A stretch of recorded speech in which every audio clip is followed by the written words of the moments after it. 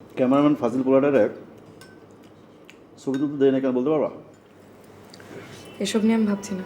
ভাবতেছ? অবশ্যই ভাবতেছ।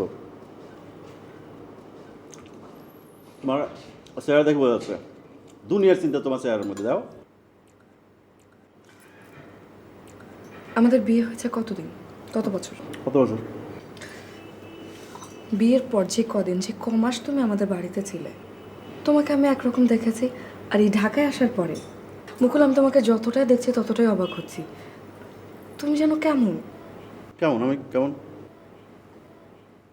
না বলো, আমি কেমন বলো। বাদ দাও, আমার সব বলতে ভালো লাগছে। না, আমার ভালো লাগতেছে। আমি বলি, আমার যেটা মনে হয় আমি সেটা বলে ফেলি। কোনো প্যাচগোছ আমার মধ্যে নাই। আমি যেটা মনে হয়, হ্যাঁ এটা ভালো এটা খারাপ, আমি সরাসরি বলে ফেলি। এই তো তো এটা অসুবিধা কি? এটা তো ভালো জিনিস। আমি তো লুকাই না কোনো কিছু। কিন্তু ভদ্রতা বলে একটা কথা আছে। আমি অভদ্র? আমি তো তা বলিনি। না না, আমি অভদ্র বললাম। এটা একটা রেস্টুরেন্ট, একটু সুন্দর করে কথা বলে এখানে। অভদ্র? তুমি এটা বুঝাইলে আমি অভদ্র না?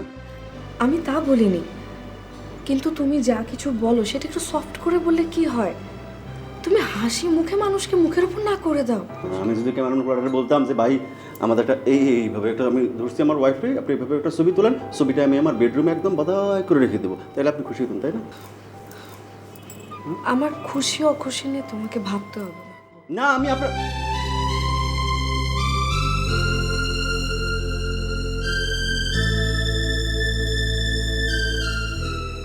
ঘুরতে গেলাম, সেখানে মাথা গরম করে দিলে, খাইতে আসলাম তুমি মাথা গরম করে দিলে।